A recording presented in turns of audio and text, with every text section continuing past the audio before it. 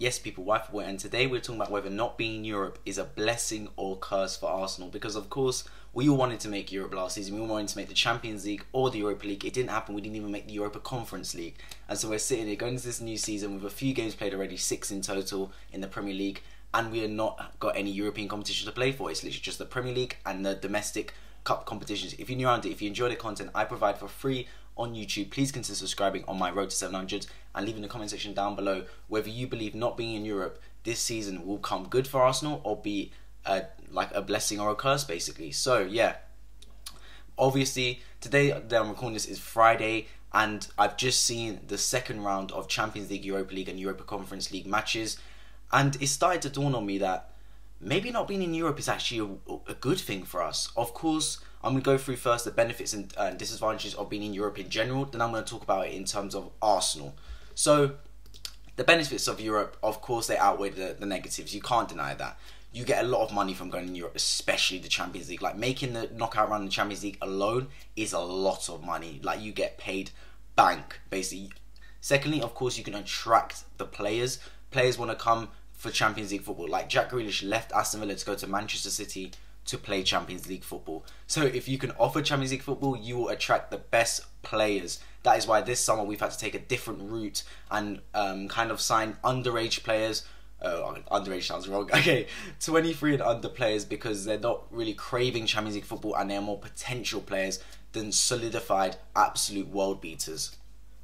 So that's the two main benefits. And of course, you play against the best teams. Why wouldn't your fans would love if you could play against the best teams in the world, the Bayern Munichs, you know what I mean, the Real Madrids, etc. It's one in a few games, and to be able to play those games is unbelievable feeling for the fans and winning. I remember when we beat Barcelona 2-1 at their peak at the Emirates. I remember that game like it was yesterday, man. What a feeling to play Barcelona in the Champions League and beat them, and that was their prime moment. You know, the Messi, David Villa, they had Pep Guardiola as their manager. You know, the unbeatable team, that Barcelona team, and we beat them at the Emirates with Jack Wilshere, Andre Arshavin, Robin van Persie.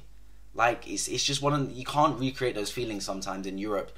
So that's one, like, the benefits to being in Europe away from the financial gains and monetary gains. So yeah, of course, the main con for being in Europe is that it kind of takes away from your Premier League kind of your ambitions in the Premier League, because you're going to have injuries playing more games. It's inevitable. You're going to have to rotate the squad more. So in order to play Champions League football, you need a very deep and a very, very kind of a depth squad at playing different types of games, because every game is different.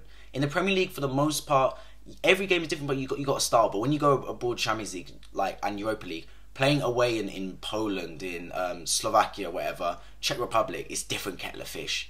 Like, certain type of players can kind of firm those kind of surroundings and those circumstances and play amazing football there.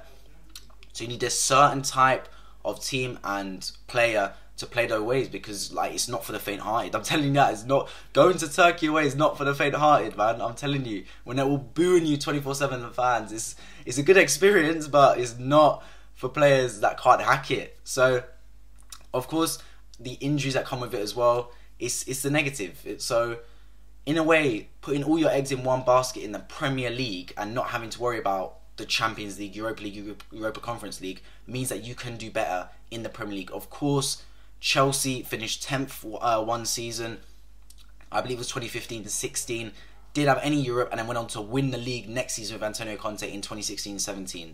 Of course, I'm not saying Arsenal are going to do that, but it just shows you what you can do when you don't have the distraction of European football. So now I'm going to relate this back to Arsenal. So we have a very young squad.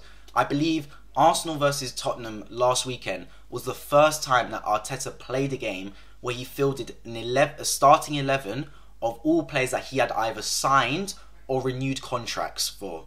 So every player that started in that 11 was either a player that Arteta signed in his time at Arsenal or renewed his contract in that time at Arsenal, which means that is Arteta's 11. Fans, media, pundits, whatever, they always say, let the man have his players and then we will see what happens. He's had his players and we won 3-1. He's had his players now, and Arteta has his starting 11. He's got his team. He's got no more excuses now. He's been given the players he wants. He's had a couple windows now. Now's his time.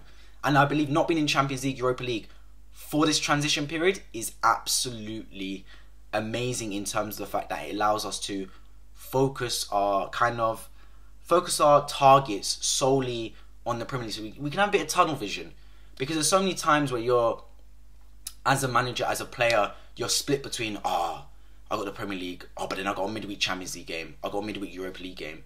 With this, is having one objective is bliss. It is bliss. Our one objective, Premier League. Of course, you have the FA Cup, Carabao Cup, but that's side competitions. Our main primary objective, our one objective, is the Premier League, and that's bliss, because that's all you have to worry about. That's all you have to train midweek for.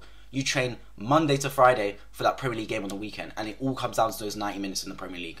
That's it. And if you mess up, you train Monday to Friday. It comes down to those 90 minutes on the weekend again.